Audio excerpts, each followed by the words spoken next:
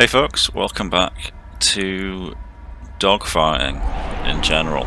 So my gaming history, at least for this channel, as most of you will probably know, I started off in WarThunder a long time ago in like 2012 on the PS4. Long before I got a computer. Actually a console gamer for some 20 plus years before I actually got this computer in like 2019. First gaming PC I've actually had since about 1995.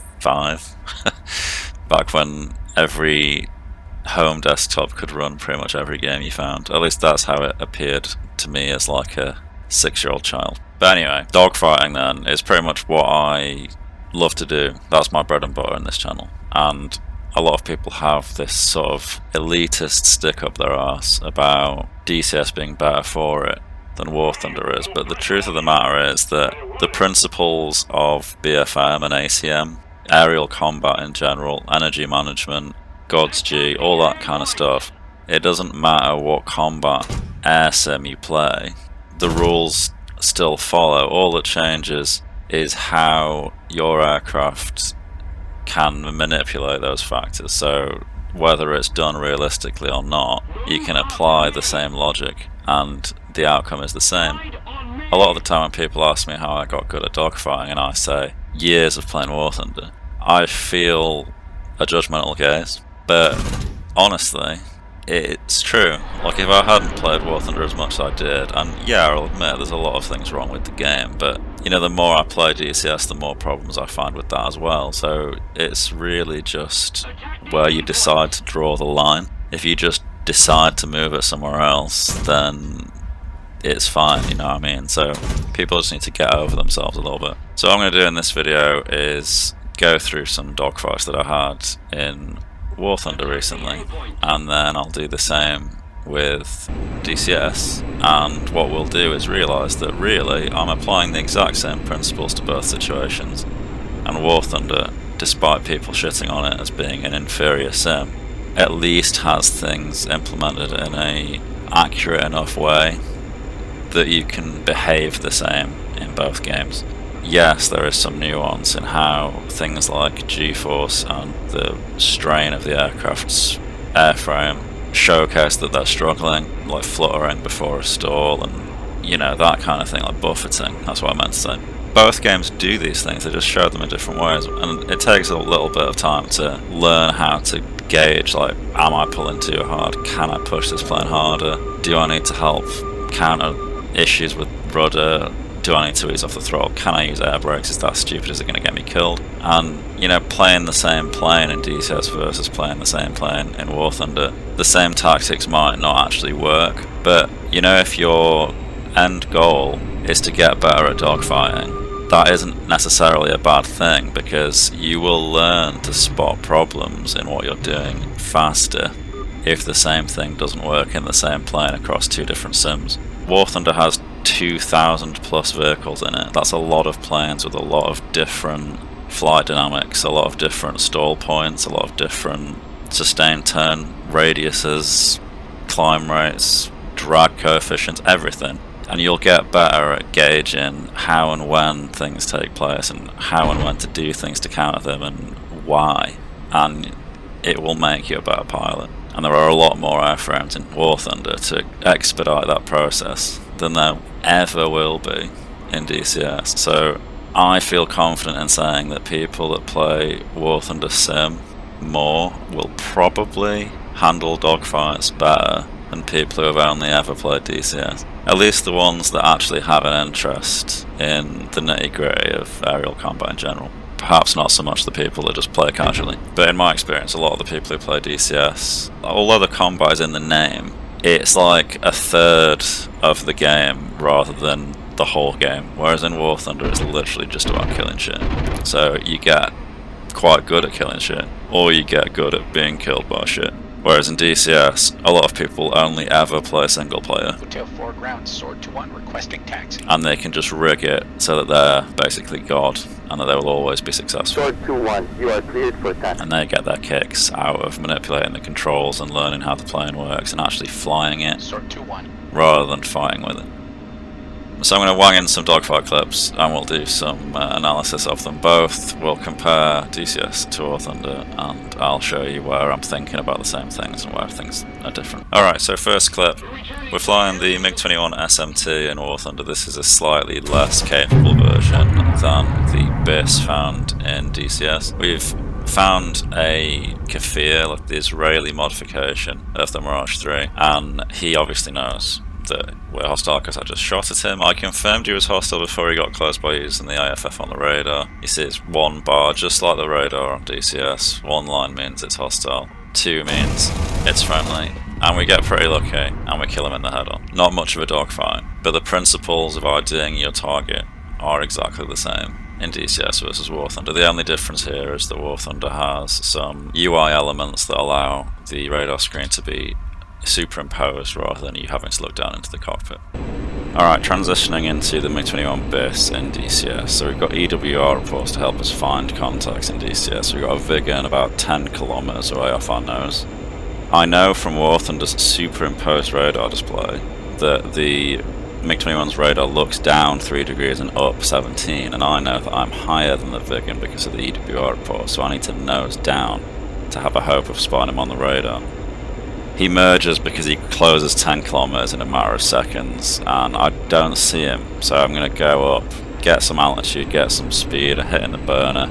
I'm in a delta wing, I'll bleed a lot of speed in the turn, so if he starts behind me with more energy, I'm pretty boned.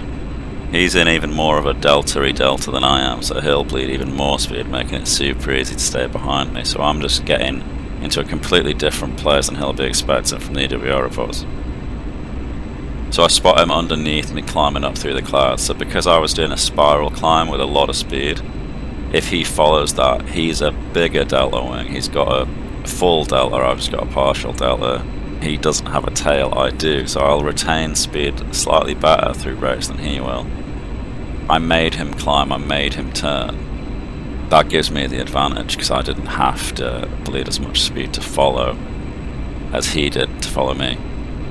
He notices that I know that he's here. I think initially he was hoping he was going to get the drop on me and it'd just be an easy kill, but because I'm aware of him, it's kind of completely backfired his plan. He reverses his turn in front of me, which is a terrible, terrible mistake, so now I can just close the gap. And then, this is either a genius ploy or a desperate bid for freedom. The way that he dives into this valley, the angle he puts me at could have very easily, if I'd been carrying more speed, put me in the ground here. I don't know if that was an intentional thing or not. The speed I gained through that dive I just put straight back into altitude. I don't want the speed to make me overshoot, and I can just loom over him now. There's really nothing he can do, and he tries too little too late to use his speed and acceleration advantage to get away, forgetting that missiles are a thing, and we just shoot off a Fox 2. And that is the end of Mr. Vigan. Okay, so I've spotted a contact my 6. Not sure what it is. It might have Fox 1 missiles, so I'm trying to get into an aspect where I'm going to force it to have to pull a lot of lead.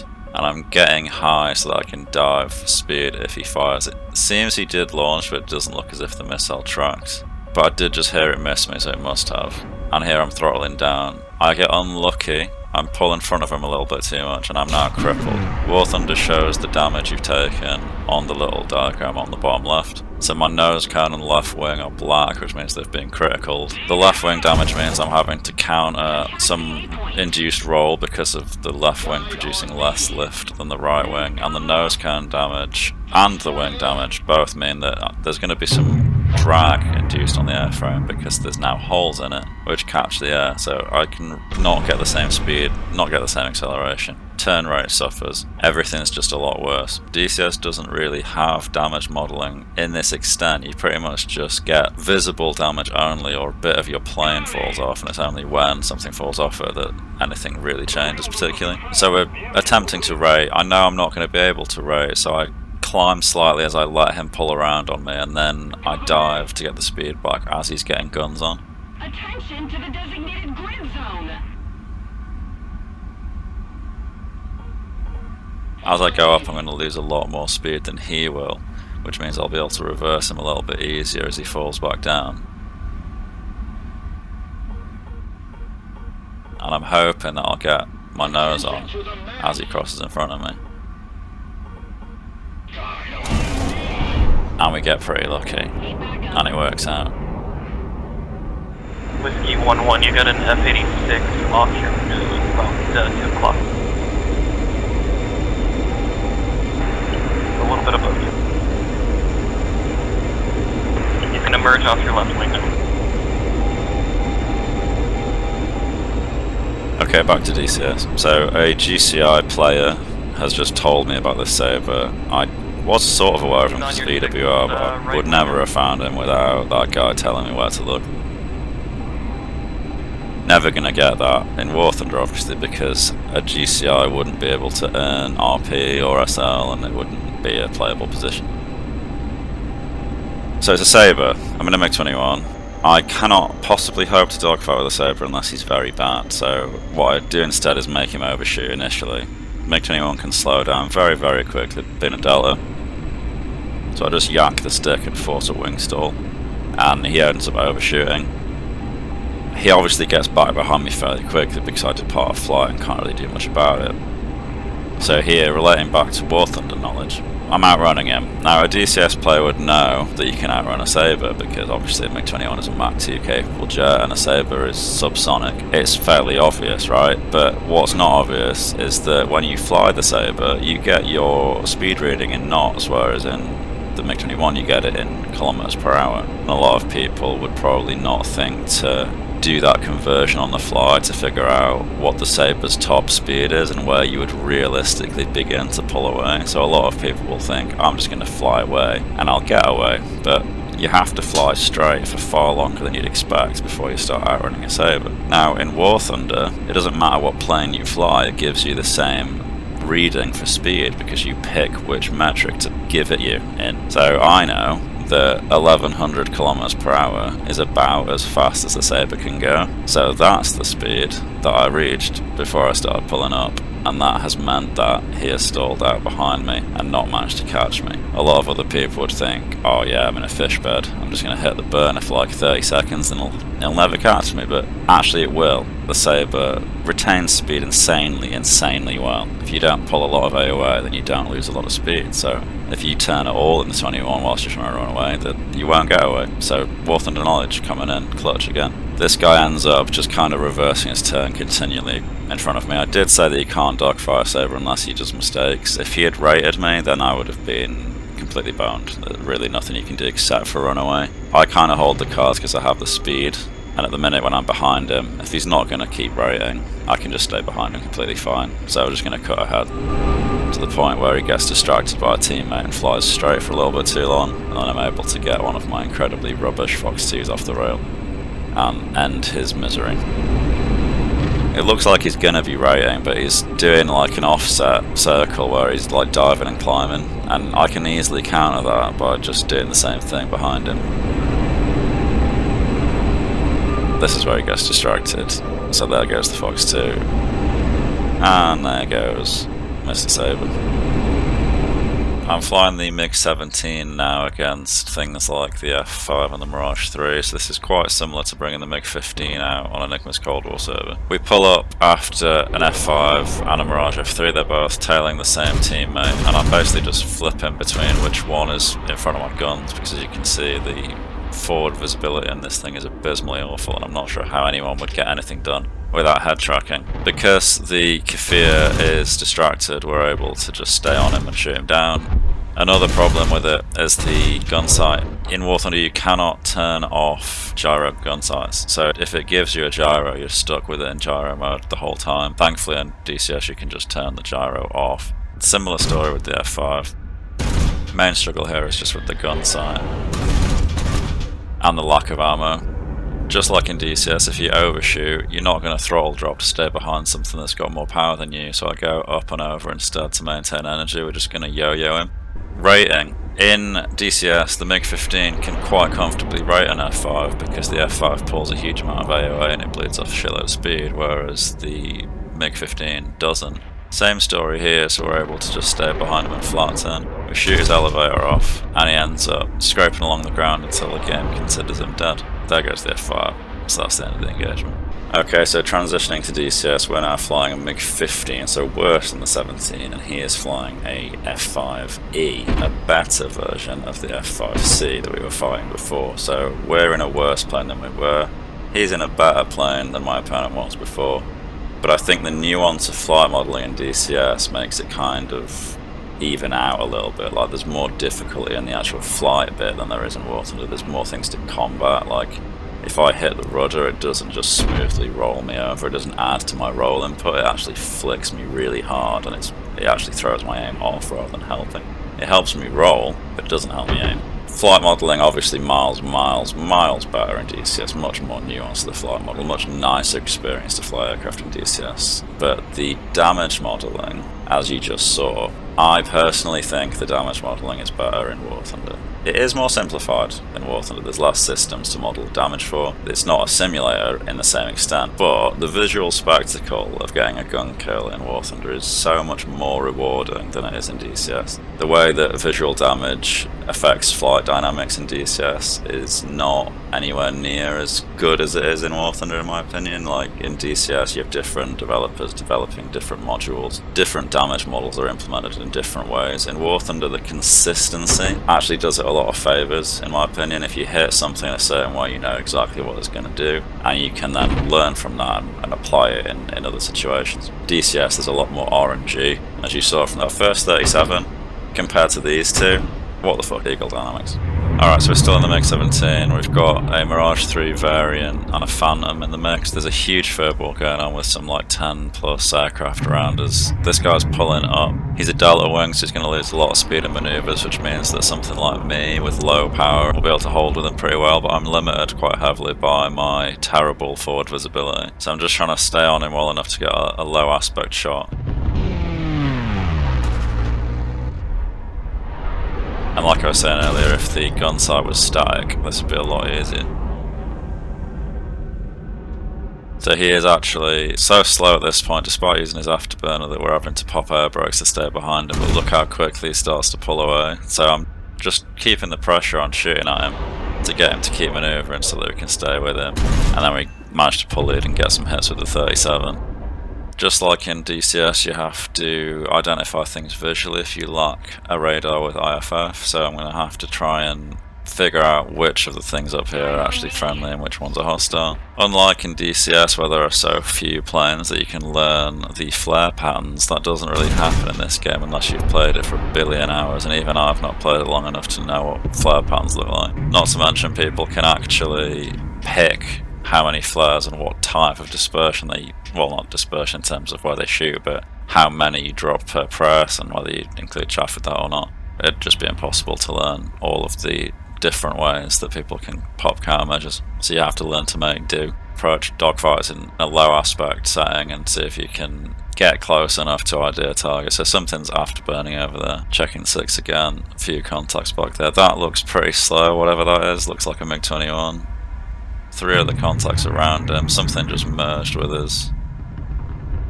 Not sure if it's aware of us or paying attention to something else. Obviously I'm flying a massive Underdog aircraft in this lobby. Most of the aircraft that you're seeing are a battle rating of 10.7. I'm a battle rating of 9.0, so a part of me is safe because people just don't think I'm worth the effort, which allows me to sneak around a little bit more than might otherwise happen. So you've got a Phantom there. There are Phantoms on both teams, I think, in this instance.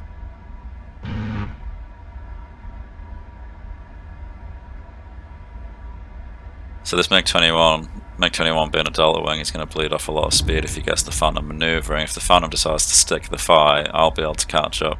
Using the rudder to aid the roll because it's pretty bad in this thing, much like the MiG-15 in DCS. We're trying to pull some speculative lead shots, and we managed to take his wing off. F4A. Heat blur when.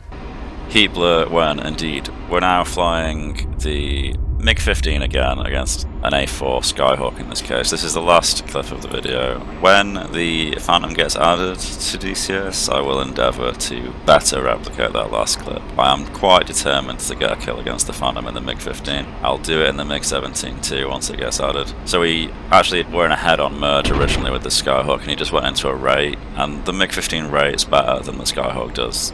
He has a Delta wing, I don't. I'm just going to retain energy better through it than he does. He holds it for far too long. I think he was hoping that when I got close he'd be able to pull a reversal using the fact that he's a Delta to beat me on the nose authority front, but I just got lucky with the hits and he didn't get lucky with his roll timing, so this one goes to me. So if you want to see more videos like this, folks, then be sure to let me know in the comments. This was basically a pilot episode. In future iterations, what I'm thinking of doing is collecting a handful of clips in the same aircraft. So there are a lot of aircraft in DCS that are also in WarThunder. In fact, probably all of them. I will endeavour to get clips flying like the Mirage F1 in both games, the MiG-19 in both games, the Sabre, the MiG-15, other things, many things. And I'll be doing a similar thing to this, but specific to one airframe. This was just sort of a general overview of multiple. So let me know what your opinion on that is. As a series idea, I don't know how often I'll be able to make the videos, but you know, we'll work through it. Hope you enjoyed the video, folks. Thanks a lot for watching. Big thanks to my channel members for supporting the channel. If you're thinking of helping out in a similar way, then consider becoming a member yourself. There's a link in the description that gives you the information. There's also a thanks button now, so if you can help donate to the channel as a one-off. Might help me buy some modules to further this series. Wink wink, nudge nudge for when the Phantom comes out. There's also a link in the description for my Air Models affiliate link. With Christmas coming up, why not grab yourself a nice model or a model for a family member, and you can help support the channel via that link as well. Beyond that, I just hope to see you in a future video. You can hop on the Discord as well, there's a link for that in the description. If you want to get in on some of this, we're trying to run some community events. You can always hop in, chat with me if you want to fly with me if I'm around. But yeah, thanks a lot for watching, and I'll see you in the next one. Cheers.